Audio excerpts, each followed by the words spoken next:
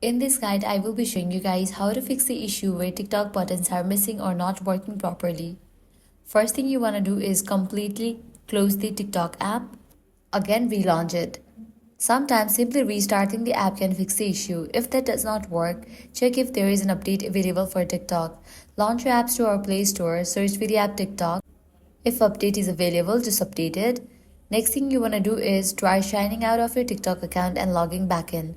For that, launch TikTok, navigate to your profile page, then click on three bars, select the option Settings and Privacy, click on Log Out, wait for a few minutes and then log in back.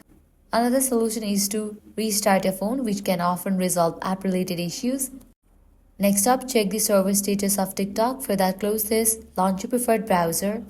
Navigate to the website Down Detector. Now search for TikTok. If you found out any outages, you'll need to wait until the problem will be resolved from their end. Lastly, completely delete the TikTok app and reinstall it. And that's it. With this solution, you'll be good to go. Your problem will be fixed. If this guide helped you out, do not forget to like, share, and subscribe.